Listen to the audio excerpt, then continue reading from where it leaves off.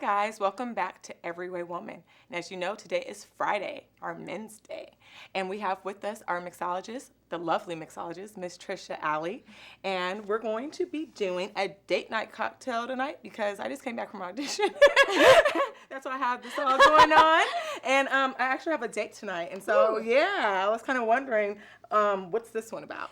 Well, this is a very sensual cocktail. Mm-hmm. I actually created it for my husband, well, he was my husband then, years ago for Valentine's / his birthday, because they're right next to one another. It's actually really simple to compose, but it's got a lot of fun, complex things going on. Okay. And it's featuring, it's a champagne cocktail. And I'm actually doing it with a Rosé wine. You know, that traditional champagne cocktail has like a little bitters, a little sugar cube, and then just finished off with the champagne. So what I'm doing instead of bitters is rose flower water. And I've actually put it in an atomizer. Okay. You could also just drop it in, but I'm going to just spritz it into the glass. Okay. Just and that's like going to that. kind of give it a hint of... You smell that? Isn't that... I do. Just it's like really sexy already, yeah, right? Yeah, it already smells. Yeah, it's already getting going. Yeah, right. And that's fresh honeycomb. Yes, you could do just a regular honey. Just make sure you get a nice one, you know, from a nice store. I'm going to get a little bit of the honeycomb because it's completely edible, and I'm going to drop that on the bottom. So if you've ever had a champagne cocktail, you know how it's the sugar cube, and then the sugar cube keeps interacting with the bubbles and effervescing up through the cocktail. That's what's going to happen with the comb. Okay. If you wanted to do it with you could do it with just a spoon of honey, and that would be really nice too. Okay. But this is actually a sage honeycomb, so that means that the bees were feeding on sage flowers. Wow. And so it has just the slightest hint of herbaceousness. So a little healthy in there, huh? It is, right. You know, you got your greens by way of the bees. Yeah.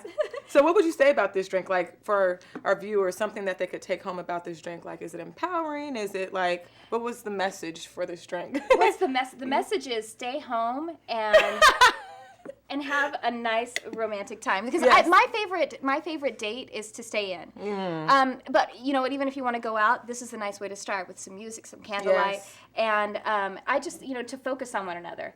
And like I said, it's very sensual. All of the the sensory expression that's going on.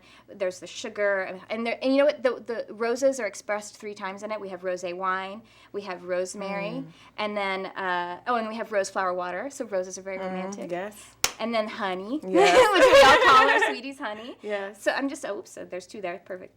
So how important is the quality of the liquor? Like, champagnes or I know some people, they don't think it's a difference. Oh, just get the well, or, what's the difference? It is the difference, as you say. Versus a hangover or not hangover, maybe. Exactly. It totally is. Well, obviously, you should never overconsume, because that's going to, the free radicals are going to be in your liver, and that's going to make you feel terrible in the dehydration. But when you have a spirit or a wine or beer that the process, they used a lot of chemicals in the process. So say they used a lot of pesticides on the grapes for the wine or for the grapes that made the vodka, you're actually going to be ingesting that.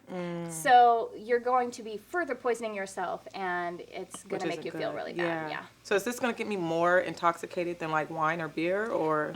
No, well, this is actually just a wine-based cocktail, so it's going to work just the same. Okay.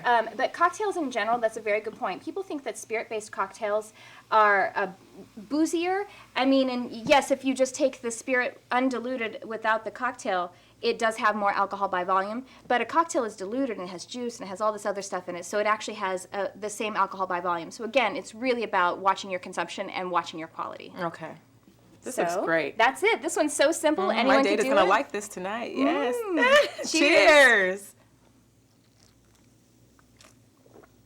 That's really good. It's a progressive cocktail. The honey is going to continue to flavor the cocktail. Yeah, I like that a lot.